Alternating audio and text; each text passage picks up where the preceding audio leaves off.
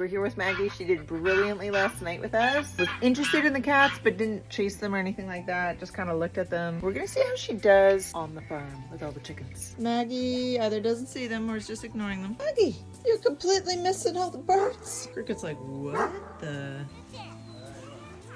We got Elsa on a long lead, which is good for Maggie because Elsa's a bit of a big girl. Elsa, she doesn't want to play with you, sweetheart. She's mostly just sticking to the girls, following Mark around, kind of ignoring the animals, which is perfect.